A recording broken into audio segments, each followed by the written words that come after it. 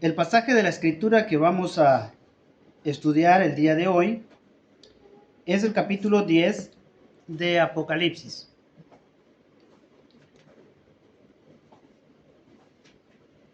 En el capítulo 10 del libro de Apocalipsis encontramos nosotros una segunda parte del tiempo, o le llaman el intervalo de tiempo, una pausa. Pero como esta pausa ya la vimos anteriormente, esta es la segunda pausa que encontramos en el libro de Apocalipsis.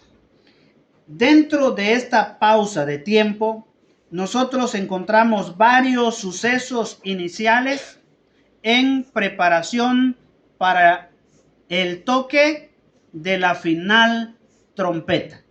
Recuérdese que hemos estudiado ya las 6 trompetas. Falta un toque de trompeta. Pero dentro de la 6ª trompeta y la 7ª trompeta hay un espacio, hay un intervalo de tiempo, y dentro de ese intervalo de tiempo hay acontecimientos que ocurren. Y esto es solamente en preparación para el último toque de trompeta. En el último toque de trompeta también se desarrollarán las 7 copas. Así que entonces, vamos a leer el pasaje de la escritura y dice lo siguiente. Vi descender del cielo a otro ángel fuerte envuelto en una nube, con el arco iris sobre su cabeza, y su rostro era como el sol, y sus pies como columna de fuego. Tenía en su mano un librito abierto, y puso su pie derecho sobre el mar, y el izquierdo sobre la tierra. Y clamó a gran voz como ruge un león, y cuando hubo clamado, 7 truenos emitieron sus voces. Cuando los 7 truenos hubieron emitido sus voces, yo iba a escribir, pero oí una voz del cielo que me decía: sella las cosas que los 7 truenos han dicho y no las escribas. Y el ángel que vi en pie sobre el mar y sobre la tierra levantó su mano al cielo y juró por el que vive por los siglos de los siglos, que creó el cielo y las cosas que están en él, y la tierra y las cosas que están en ella, y el mar y las cosas que están en él, que el tiempo no será más, sino que en los días de la voz del 7º ángel, cuando él comience a tocar la trompeta, el misterio de Dios se consumará, como él lo anunció a sus siervos los profetas. La voz que oí del cielo habló otra vez conmigo y dijo: ve y toma el librito que está abierto en la mano del ángel que está en pie sobre el mar y sobre la tierra. Y fui al ángel diciéndole que me diese el librito. Y él me dijo: toma y cómelo, y te amargará el vientre, pero en tu boca será dulce como la miel. Entonces tomé el librito de la mano del ángel y lo comí, y era dulce en mi boca como la miel, pero cuando lo hube comido, amargó mi vientre. Y él me dijo: es necesario que profetices otra vez sobre muchos pueblos, naciones, lenguas y reyes. Es un pasaje maravilloso por varias razones. Y me llama la atención la última parte, y es donde vamos a dedicar la mayor parte de nuestro tiempo. Yo creo que esto va a servir para animarnos, para fortalecernos y para retarnos también, porque hay algo maravilloso en todo esto. Y yo quiero entonces que comencemos a observar lo que la palabra del Señor dice. Vamos a empezar en el versículo 1. Dice el pasaje de la escritura: vi descender del cielo a otro ángel fuerte. Aquí nosotros encontramos a un ángel fuerte. Ahora bien, ¿quién será este ángel fuerte? ¿Quién será? Algunos han dicho que este ángel fuerte es el Señor Jesús. debido a la descripción que tenemos ahí, que dice que estaba envuelto en una nube, que tenía el arco iris sobre su cabeza y que su rostro era como el sol y sus pies como columna de fuego. Adelante, puede sentarse. No se preocupe, pase adelante. Entonces, debido a esta descripción, muchos creen que este personaje es el Señor Jesús. Sin embargo, hay otras personas que creen que no es el Señor Jesús. Dentro de esas personas está su servidor. Y en realidad tenemos algunos puntos importantes que nos dan a entender que no es el Señor Jesús. Comenzamos con la palabra que dice, y vi descender del cielo, dice, a otro ángel. Según los estudiosos del griego, dicen que esta palabra otro quiere decir aios. Y esta palabra la utilizó el Señor Jesús cuando dijo que Él se iba a ir, pero que no los iba a dejar huérfanos, sino que iba a enviar a otro consolador. Ahora, lo que significa que iba a ser otro de la misma clase. Así que entonces, al decir otro ángel, está diciendo que era otro ángel de la misma clase, quizá de alto rango, pero de la misma clase. Entonces, este sería el primer punto en defensa de que no es el Señor Jesús. Entonces, podría haberse usado también la palabra heteros, que significa otro de otra clase. Pero no, se usa la palabra aios. Entonces, es otro de la misma clase. Otro punto importante, estamos en Apocalipsis capítulo 10, versículo 1. Entonces, tenemos otro punto importante.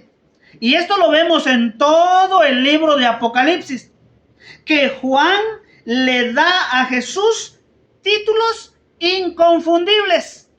O sea que el propósito de Juan era poner muy en claro la persona de Jesucristo, para que los lectores no confundieran a ninguno de ellos, especialmente a Jesucristo.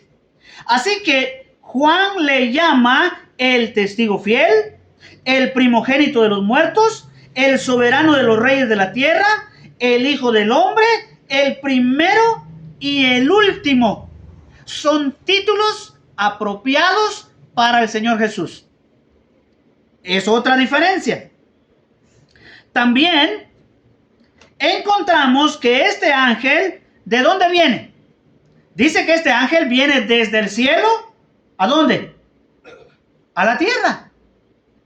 Eso sería entonces añadirle otra venida del Señor Jesús del cielo a la tierra. Pero en toda la Biblia no se registran 3 venidas, sino solamente 2. La primera venida cuando vino como un bebé, y su segunda venida que será cuando venga con las nubes y cuando todo ojo le verá. Pero entonces no es el Señor Jesús. Entonces, ¿quién será? Si no es el Señor Jesús, entonces ¿quién será? La respuesta más acertada es que es otro ángel de más alto rango, y posiblemente sea Miguel el arcángel, ya que su nombre significa uno como Dios. Así que al ser como Dios, trae ciertas características como representante de Dios. Entonces ya sabemos que este otro ángel es otro ángel en realidad, y que posiblemente sea el arcángel Miguel. Ahora veamos su vestimenta. También está en el versículo 1.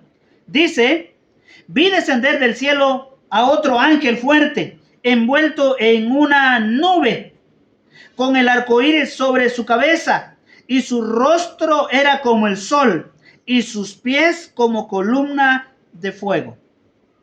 Varias cosas se mencionan acá.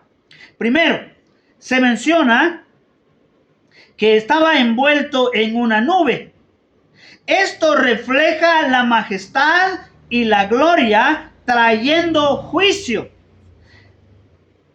Los expertos en Biblia dicen que las nubes están relacionadas con la segunda venida de Cristo en juicio. Mire Apocalipsis capítulo 1 y versículo 7. Apocalipsis capítulo 1 y versículo 7. Dice, he aquí que viene con las nubes, y todo ojo le verá, y los que le traspasaron y todos los linajes de la tierra harán lamentación por él. Sí, amén. Entonces podemos entender que las nubes están relacionadas con la segunda venida de Cristo para juzgar al mundo. Dice también el texto bíblico en el versículo 1, dice, con el arco iris sobre su cabeza. Las nubes simbolizaba juicio. ¿Y el arco iris qué simboliza? Hoy día hay una corriente, ¿verdad? Le llaman el homosexualismo. Y entonces tiene figurado el arco iris. Sin embargo, esta no es la idea bíblica. Lo que significa el arco iris en la Biblia es el pacto de misericordia de Dios para el mundo.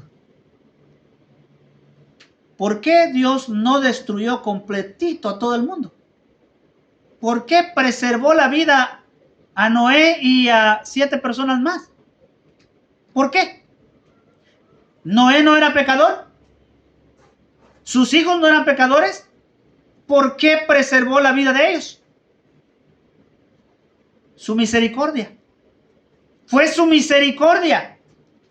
Así también en todo el libro de Apocalipsis nos hemos estado dando cuenta de que Dios siempre ha juzgado y ha eliminado a cierto grupo de personas, pero aún muestra su misericordia. Hasta este punto en la historia bíblica, Dios está mostrando su misericordia. Cierto, Él es un Dios que juzga el pecado y en ninguna manera va a dejar libre, porque Él es un Dios santo. Sin embargo, en medio de su justicia también está su misericordia. Tenemos un Dios grande, un Dios santo, un Dios justo, pero un Dios misericordioso también. Mire lo siguiente.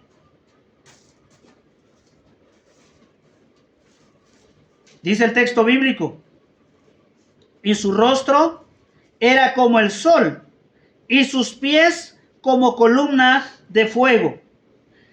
Nos habla de la gloria, de la firmeza y de la santidad de Dios al traer juicio sobre la tierra.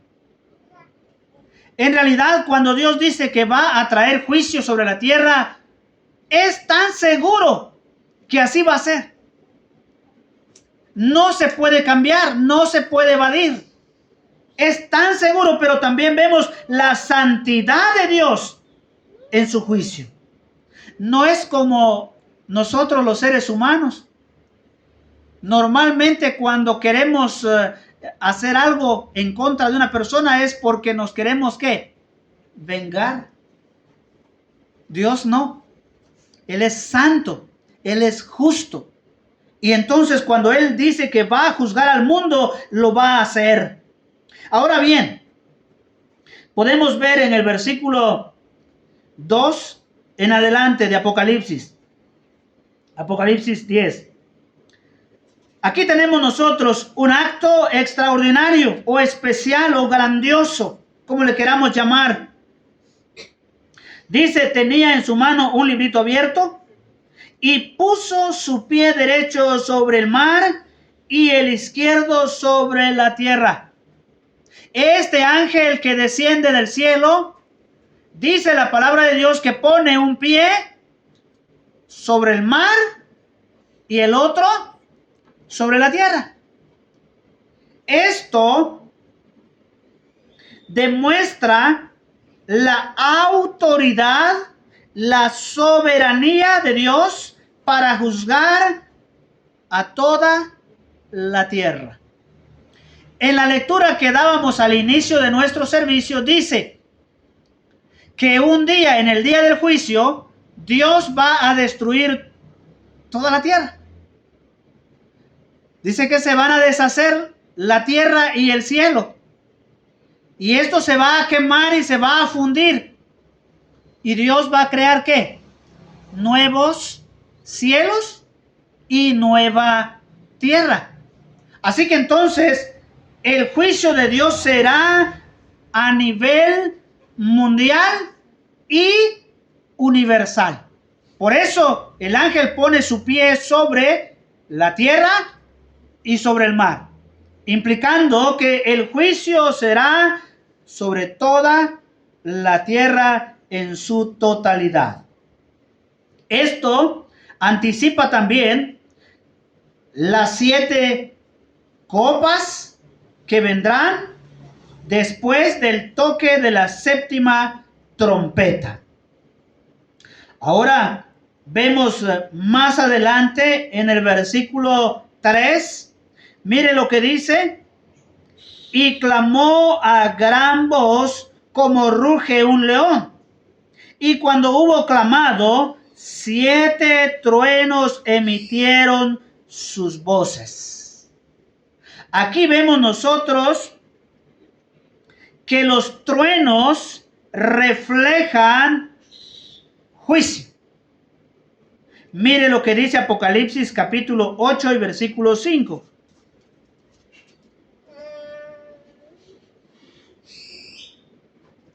Dice: y el ángel tomó el incensario y lo llenó de fuego del altar y lo arrojó a la tierra. Y hubo truenos y voces y relámpagos y un terremoto. Los truenos están relacionados con juicio. Esto nos lleva entonces al siguiente punto, que sería la respuesta. Versículo 4 de Apocalipsis 10.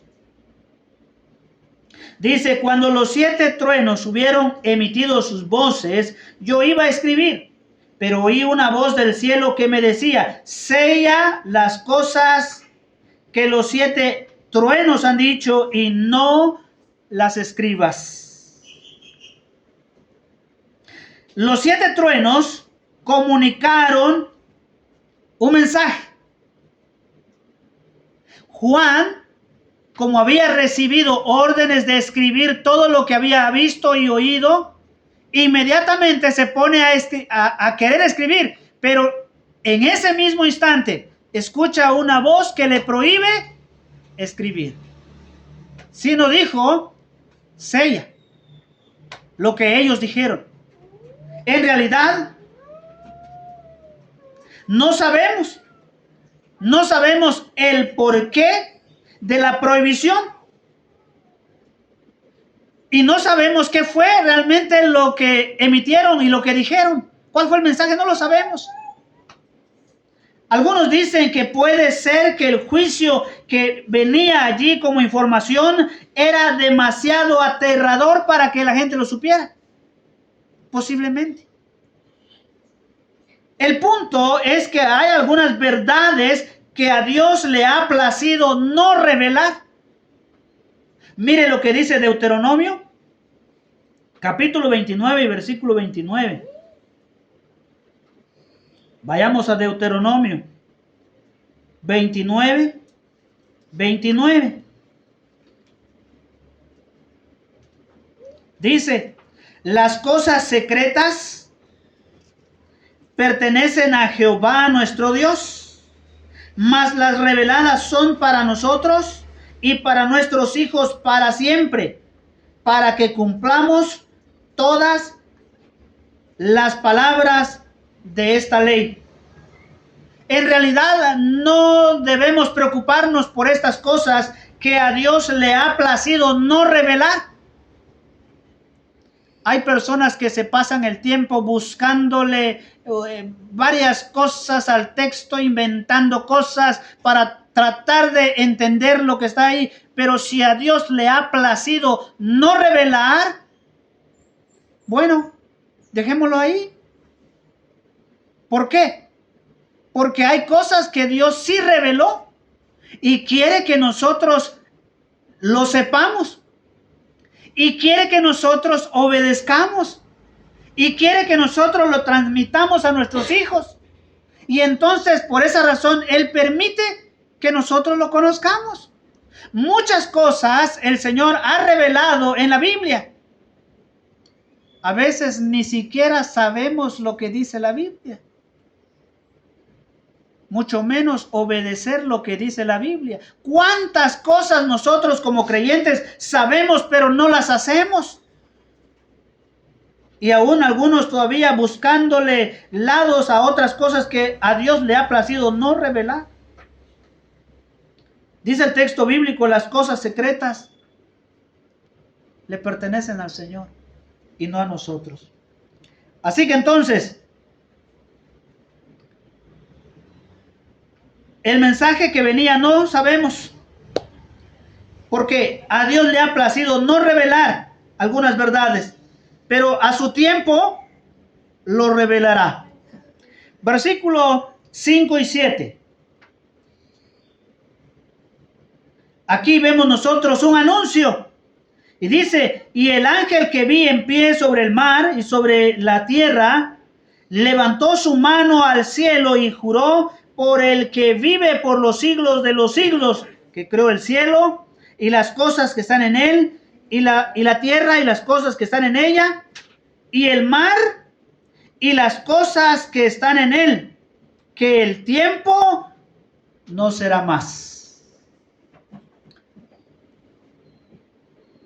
El ángel dice que levantó su mano. ¿A dónde? Al cielo. ¿Y qué pasó? Él hizo un juramento. Aquí en Guatemala creo que muchos no tienen la idea de juramento. Pero en los Estados Unidos, normalmente, ya sea la Biblia o ya sea la Constitución de la República, pero se pone la mano izquierda, ya sea sobre la Biblia, y se levanta la mano para jurar. Este acto significa que va a decir la verdad y nada más que la verdad. Al hacer el ángel este juramento, está diciendo que lo que él iba a decir era la purita verdad, absoluta, y que era importante para nosotros y para todas las personas que podían escuchar. Dice el texto, y el ángel que vi en pie sobre el mar y sobre la tierra levantó su mano al cielo. Ahora el contenido de este juramento está en el versículo 6. Dice que el tiempo no será más. Recuérdese usted que en el capítulo 6 y versículo 10 han habido oraciones de los mártires diciéndole al Señor, Señor, ¿hasta cuándo no vengarás la sangre de tus santos, los profetas? ¿Hasta cuándo, Señor? ¿Hasta cuándo? Ahora, esta declaración que el tiempo no será más viene en respuesta a esta oración. El tiempo de la paciencia de Dios está llegando a su fin. El hecho que hayan pasado 2000 años no significa que a Dios se le haya olvidado. Más bien significa la misericordia de Dios para la humanidad. Pedro dice que el Señor no retarda su promesa, sino que Él es paciente, no queriendo que ninguno perezca, sino que todos procedan al arrepentimiento. La razón por qué el Señor no ha venido todavía es porque Él es misericordioso. Él no quiere que nadie se pierda. Más bien, Él desea que todos se arrepientan. Por eso en la historia bíblica del libro de Apocalipsis, aún han pasado ya los sellos, ahora las trompetas, y aún todavía allí vemos el acto de misericordia de Dios. No exterminó el mundo entero, sino que solamente a una tercera parte. La misericordia de Dios hasta este punto para la humanidad. Entonces podemos ver nosotros acá que el Señor en realidad desea la salvación de todas las personas. Pero en la historia bíblica, el tiempo está llegando a su fin. Muy pronto, el Señor Jesús vendrá. Y esto nos lleva a lo que está más adelante. Dice en el versículo 8, comenzando en el versículo 7, sino que en los días de la voz del séptimo ángel, cuando él comience a tocar la trompeta, el misterio de Dios se consumará, como él lo anunció a sus siervos los profetas. Estamos en el paréntesis de tiempo dentro de la sexta trompeta y la séptima trompeta. Pero cuando el séptimo ángel toque su trompeta, entonces comenzará el misterio de Dios, dice, a desarrollarse. Esto nos lleva a la quinta parte, que sería la tarea. Una extraordinaria tarea. Versículo 8 al 11. Dice, la voz que oí del cielo cuando habló otra vez conmigo y dijo, ve y toma el librito que está abierto en la mano del ángel que está en pie sobre el mar y sobre la tierra. Y fui al ángel diciendo que me diese el librito, y él me dijo, toma y cómelo, y te amargará el vientre, pero en tu boca será dulce como la miel. Note esto. A Juan se le ordena ir a donde está el ángel, tomar el librito y comérselo. Al momento de comerlo, iba a ser ¿qué? Dulce, como miel. Pero al llegar a su estómago, ¿qué iba a ser? Amargo. ¿Qué significa esto? ¿Qué significa comer el librito? ¿Podemos nosotros comer un libro? ¿Qué significa eso? Comer el librito significa digerir la palabra de Dios, saborearla, entenderla. Como dice el Salmo 119, ¿verdad? Acerca de la palabra de Dios. Dice que va a ser como la miel en nuestra boca. Pero eso es cuando nosotros estudiamos, meditamos, entendemos la palabra de Dios y la digerimos. Entonces va a ser dulce. Pero en este caso no solamente dulce, sino amargo. Ahora, ¿por qué amargo? Recuérdese que la misericordia de Dios está llegando a su fin, lo que significa que la oportunidad para todas las personas que no han creído en Jesucristo terminará y los juicios caerán sobre todos ellos. Y será terrible, terrible, terrible. De tal manera que el hecho de saber esto nos debe dar pena y preocupación, tristeza de ver lo aterrador que será para el resto de la humanidad.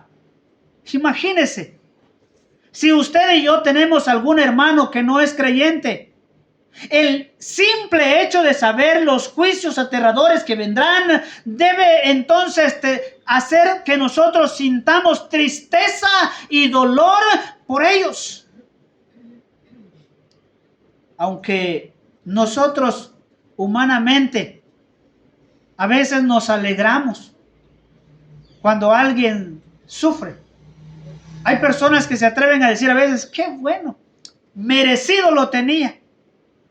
Pero el saber los juicios de Dios y nosotros como creyentes, sabiendo la forma de que ellos pueden evadir también del juicio, eso debe preocuparnos. Eso debe preocuparnos. Así que entonces nos habla de que el Señor actuará en juicio para recuperar toda la honra, la gloria y la tierra y los dominios, porque Él lo merece. Pero esto traerá juicio sobre la tierra. Ahora bien, versículo 11.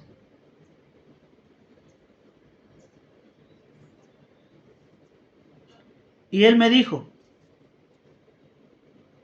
es necesario que profetices otra vez sobre muchos pueblos, naciones, lenguas y reyes. ¿Por qué estaba Juan en la isla de Patmos? ¿Alguien sabe? ¿Se recuerda? ¿Por qué estaba Juan en la isla de Patmos? ¿Por qué estaba encarcelado? Por su testimonio, por predicar el evangelio. Por eso estaba allí. Pero ahora se le comisiona nuevamente y se le dice, es necesario que profetices otra vez. ¿Cuántos años han transcurrido desde que Juan escribió? ¿Cuánto tiempo? Aproximadamente 2000 años. Y ahora en la historia bíblica del libro de Apocalipsis nos dice acá, es necesario que profetices una vez más. ¿Qué significa eso?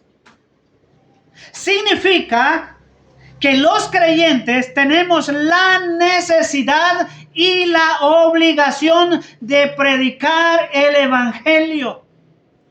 Aún todavía en el siglo XXI. Y aún todavía va a ser predicado el evangelio en medio de la tribulación. Porque la misericordia de Dios aún continúa.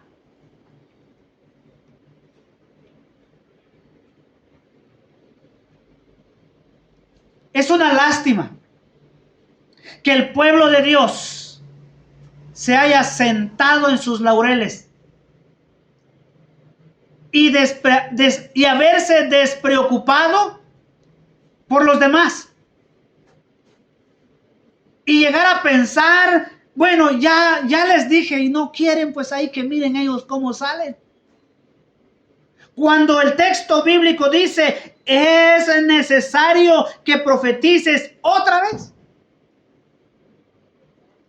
Iglesia amada, ¿hasta cuándo nos comprometeremos nosotros a obedecer este mandato? ¿Hasta cuándo nosotros agarraremos en serio esta magna tarea de testificar? ¿De qué cosas nos agarramos nosotros para evitar cumplir la gran comisión? A veces excusamos, ¿verdad? Nos excusamos diciendo, es que yo no sé, es que no tengo tiempo, es que yo ya le dije y no quiere. Iglesia amada, la misericordia de Dios aún está vigente para nuestra familia, para nuestros amigos, para nuestro cantón. Así que tenemos nosotros el deber de testificar que hay una forma de evadir del juicio venidero. El juicio que vendrá es terrible. Usted y yo lo sabemos. Sería traición si nosotros no advertimos a las personas. Y debemos hacerlo una y otra vez. Amigos, el juicio de Dios vendrá sobre la tierra. Debes arrepentirte. Nosotros tenemos esa obligación.